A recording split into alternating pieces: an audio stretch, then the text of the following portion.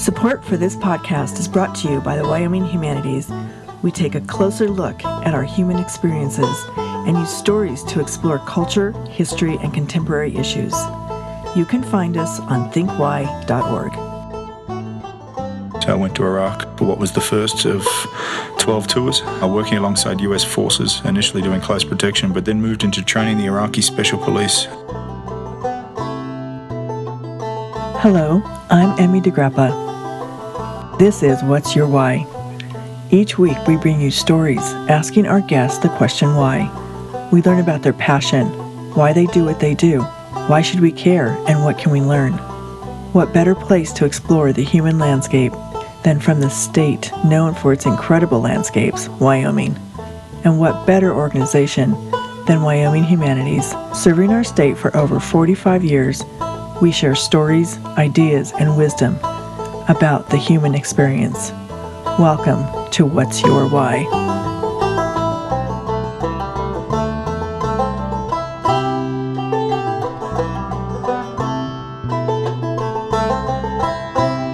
And today we're talking to Damien Mander. Damien is founder and CEO of the International Anti-Poaching Foundation. Damien was a Royal Australian clearance diver, which is the same as our SEALs, and Special Operations Sniper. Welcome, Damien.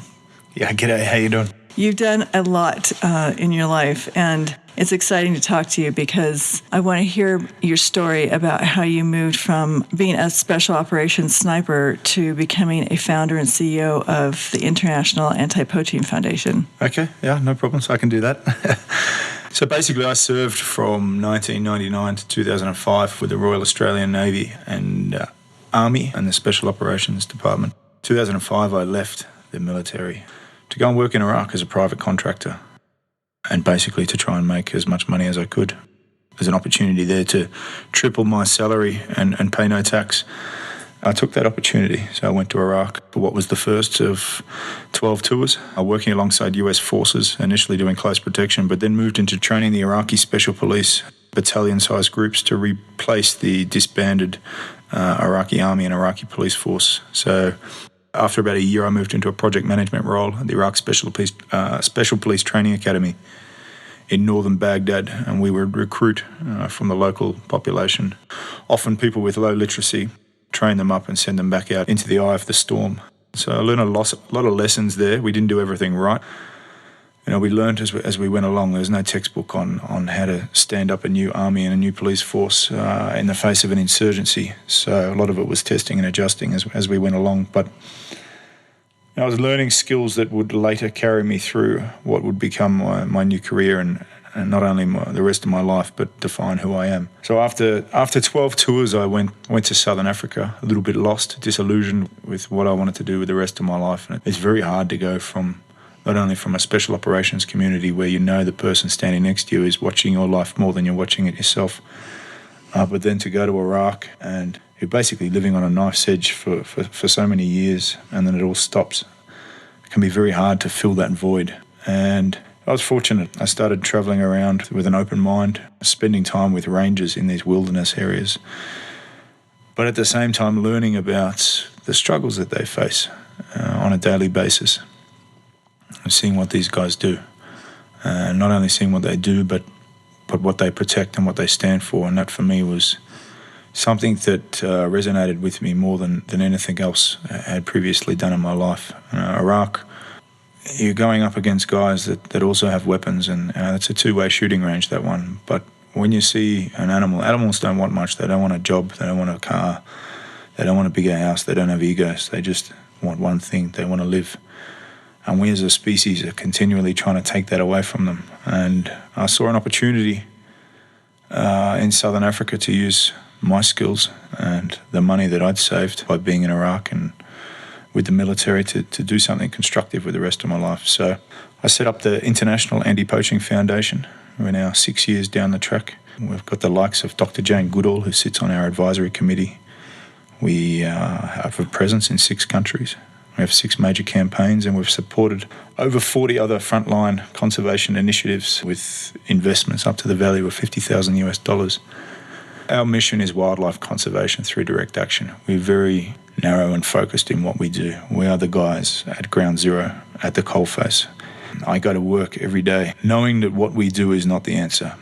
And this age-old cliche of winning hearts and minds, making the communities not need to poach anymore is the solution. But we struggle to see models that work, and definitely not workable on the scales that are required to swing this huge issue around that we have. So in the meantime, I'm the guy that stops the hemorrhaging.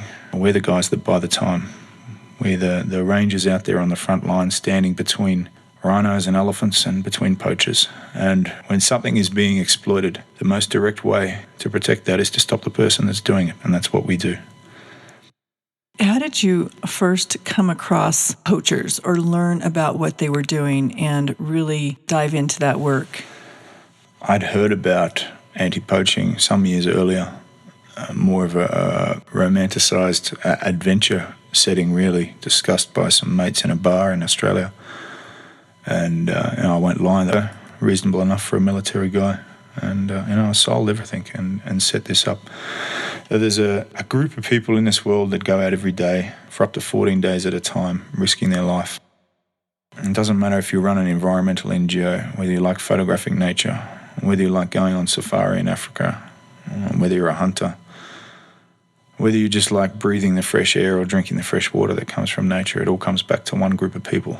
And it's the group of people that go out there risking their life, not so much from the poachers they're trying to stop, from the animals they're trying to protect. And these group of people are rangers. And for me, going forward in life, the best thing I could have done with the money I had and the skills I have was to support these people so they can go out and protect the heart and lungs of the planet.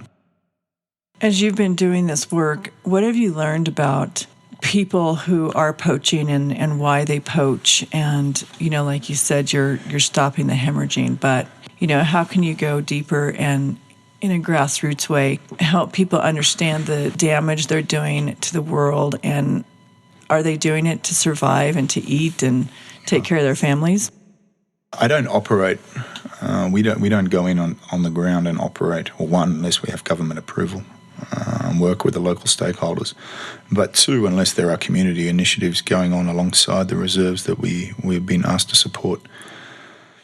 There's two different types of poaching: subsistence poaching, that's poaching for the plate, and then there's commercial poaching, which is like robbing banks or selling drugs to feed your family. We are the guys that stop the commercial poaching. We build strategy. What we do is we get stakeholders together, we build strategy to protect the hardest species to protect, what we call high target species.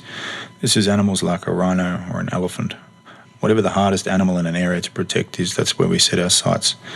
And what you find is that when you protect the hardest animal to protect, everything else in that ecosystem is being looked after. And when you weigh that against some of the bigger issues we have in the world today, global warming, deforestation, human population growth, the most direct thing we can do right now is to hold on to what we have left, and that's what we do.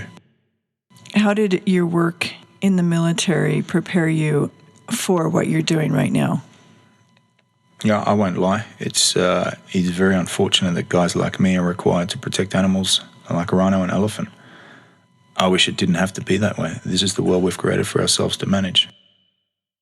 Rangers are being shot at and killed, and the animals they try to protect are being shot at and killed. You've got armed groups of civilians which go out protected by the local population, crossing familiar territory, conducting raids and ambushes against larger and less mobile but regular forces such as special operations, police, military. They then come back through familiar territory, still protected by the local population. That's a definition of guerrilla warfare.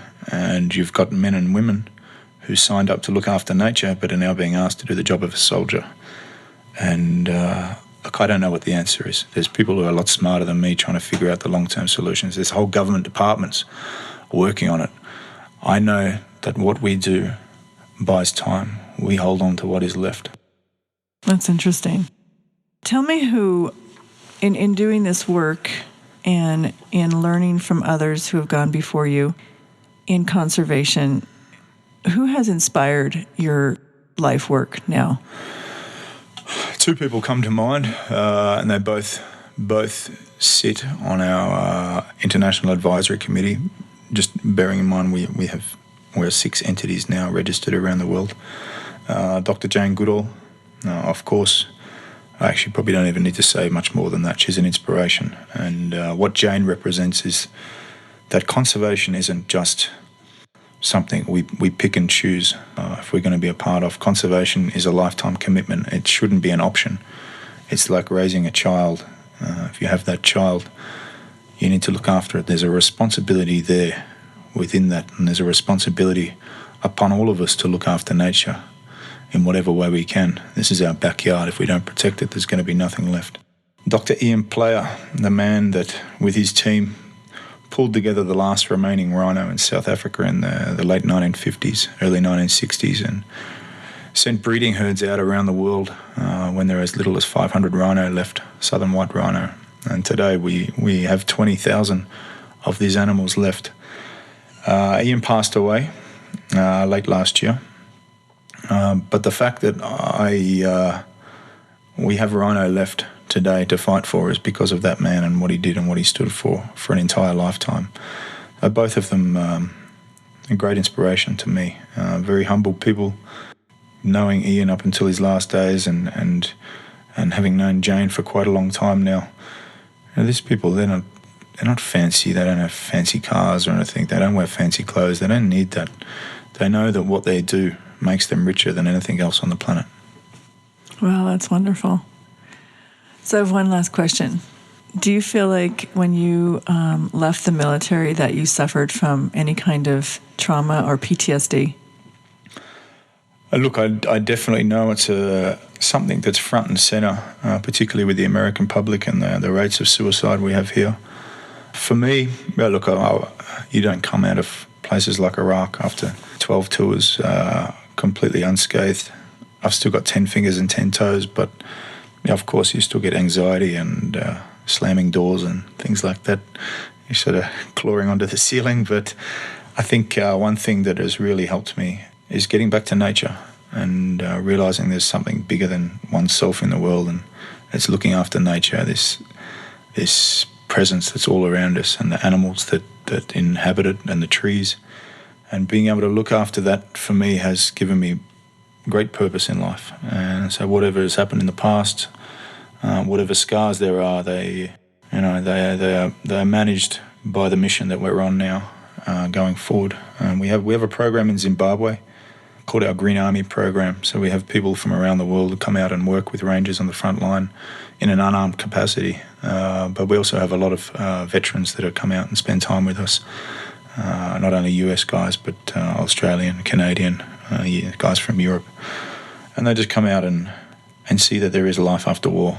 It's a new war that we're fighting. It's an endless war. But protecting nature, fighting for something that, in my opinion, is the most important thing on the planet to fight for. That's excellent. Thank you so much. And thank you for being here, Damien. Thank you very much. Cheers.